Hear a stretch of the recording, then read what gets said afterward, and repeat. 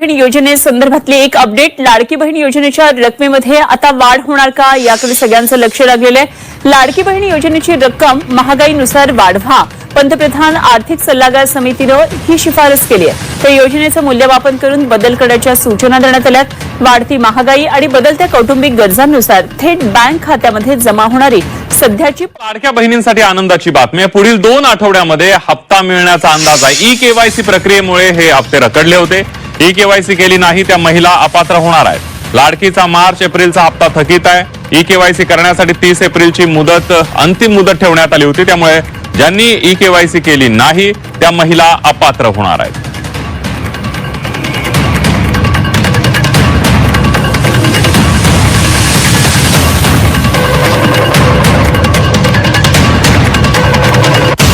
मुख्यमंत्री माझी लाडकी बहीण योजनेला 2 वर्ष पूर्ण झाली असून सरकारनं यावर आतापर्यंत 70,000 कोटी रुपयांपेक्षा जास्त निधी खर्च केला आहे। पडताळणीच्या प्रक्रियेनंतर आता राज्यातील पात्र लाभार्थी महिलांची संख्या 1,66,00,000 अशी ठरलेली आहे।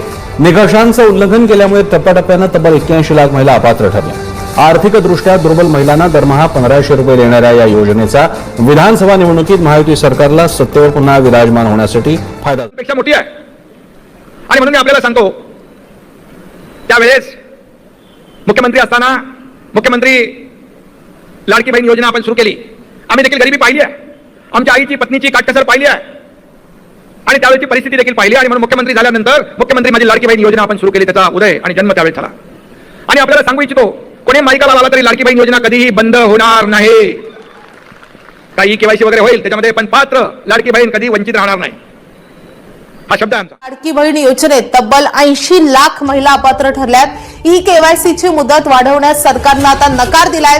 केवायसी अपडेट करण्यासाठी 31 मार्च ही शेवटची मुदत देण्यात आली होती, मात्र मुदतवाढ न दिल्यानं ज्यांनी ई केवायसी अपडेट केली नाही त्यांनाही आता अपात्र ठरवण्यात आलंय।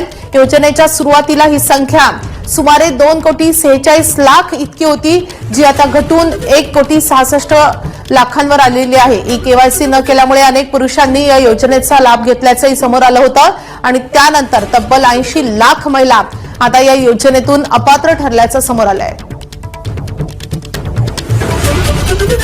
आपले प्रतिनिधी राजू सोनावणे आपल्या सोबत आहेत। राजू, तब्बल 80 लाख महिला आता अपात्र ठरलेल्या आहेत।